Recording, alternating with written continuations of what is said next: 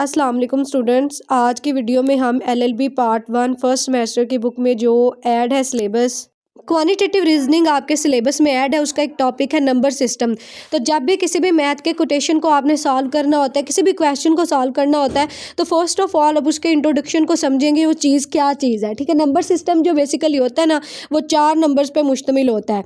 अब सबसे पहले नंबर सिस्टम को समझते हैं। A way of representing number using a fixed set of digits and rules. यानी ये बेसिकली क्या है, इसमें आप डिफरेंट सेट ऑफ रूल्स को यूज़ करते हैं। फिक्स डिजिट्स होते हैं, ठीक है, 0 1 2 3 4 इस तरह की फॉर्मेट में होते हैं, और इनके कुछ स्पेसिफिक रूल्स होते हैं जिनको हम यूज़ करते हैं मैथमेटिक्स में और कंप्यूटर साइंसेज में। अब टाइप ऑफ नंबर ये 4 है। डेसिमल नंबर है जिसको 10 का निज़ाम बोलते हैं, इसमें डिजिट होते हैं 0 से 9 तक। फिर बाइनरी सिस्टम आता है, ये 2 का निज़ाम कहते हैं और इसमें 2 डिजिट होते हैं 0 1। फिर ऑक्टल आता है, ऑक्टल में 8 का निज़ाम हम इसको कहते हैं और इसमें डिजिट होते हैं 0 से लेकर 7 तक। 0 से स्टार्ट होते हैं लेकिन ये जाते कहाँ तक है कि एक नंबर कम रख के हम उस सेट बना देते हैं और फिर इन्हीं को यूज़ करके हम मज़ीद इसको चेंज करते हैं। हेक्साडेसिमल है तो वो 16 का निज़ाम है। अब अगर हम बाइनरी सिस्टम को समझते हैं तो बाइनरी सिस्टम क्या होता है, हम आज बाइनरी सिस्टम को ही डिस्कस करेंगे, इसी के रिलेटेड क्वेश्चन को डिस्कस करेंगे। मैं आपको सॉल्व करके भी क्वेश्चन बताती हूँ।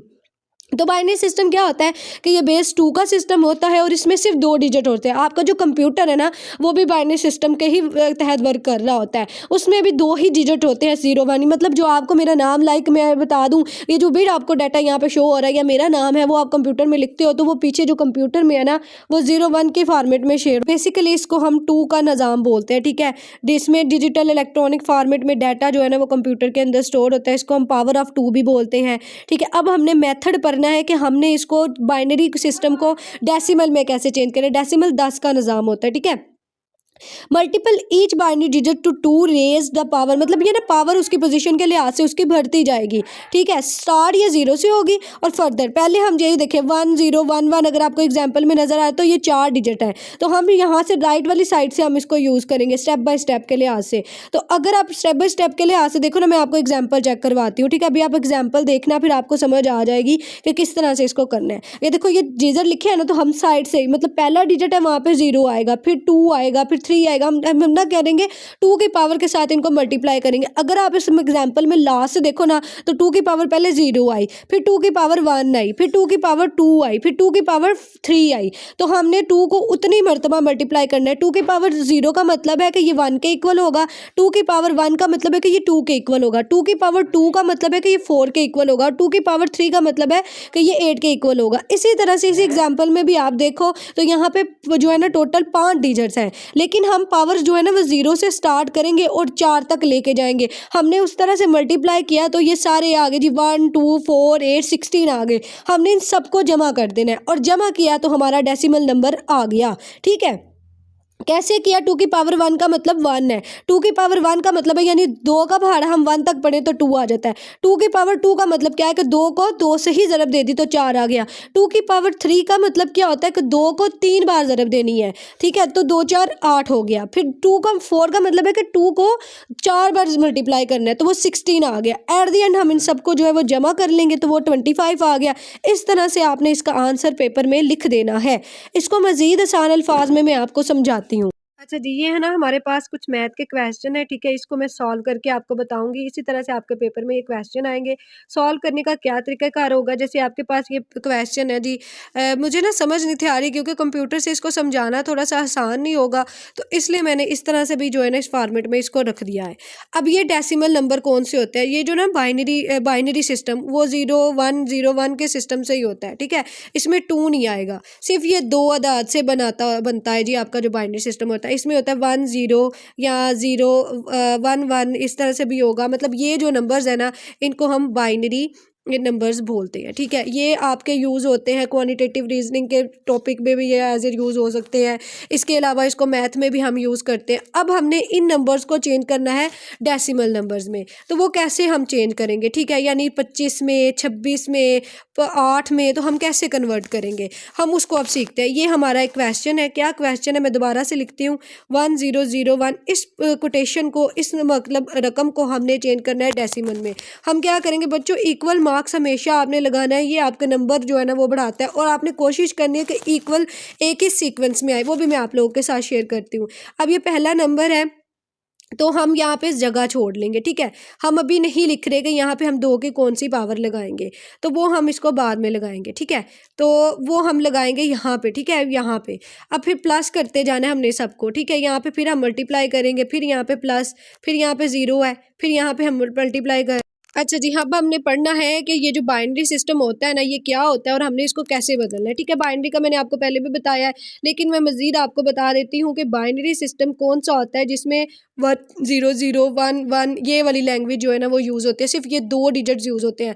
लाइक आपका जो कंप्यूटर है ना वो भी इसमें मौजूद होता है, ठीक है। जैसे मेरा नाम आयशा है, तो कंप्यूटर में हो सकता है कि ये कोड इस नाम से जो है वो सेव हो, या और भी कोई कोड हो सकता है, ठीक है। हमें ये नज़र नहीं आ रहा होता, हमें ये चीज़ नज़र आ रही होती है, लेकिन कंप्यूटर की जो वर्किंग है ना वो इसी पे बेस करती है। हमने इस सिस्टम को समझ लेना है। इसको हम 2 का निज़ाम भी कहते हैं या बेस 2 का सिस्टम भी बोलते हैं। अब हमने क्या करना है कि हमने इसको बदलना है डेसिमल में। अब डेसिमल सिस्टम क्या होता है? डेसिमल सिस्टम हम बोलते हैं जिसमें आप 10 का निज़ाम भी इसको कह सकते हैं, या इसमें 25 26 1 8 इस तरह के जो अल्फाज आते हैं ना उसमें हमने कन्वर्ट करना है। कैसे करेंगे? अब हमें एक जो है ना उन्होंने अमाउंट दी हुई है और इसको बोला हुआ है कि डेसिमल में आप चेंज करो। हम कैसे करेंगे? हम जो भी पावर होती है ना ये एक सीक्वेंस के हिसाब से चलेगा, ठीक है। एक सीक्वेंस के हिसाब से हम इसको चलाएंगे। यहाँ पे जो होगा ना, तो ये सब ना 2 से हमने इनको मल्टीप्लाई करना है, लेकिन 2 की पावर कैसे आएगी?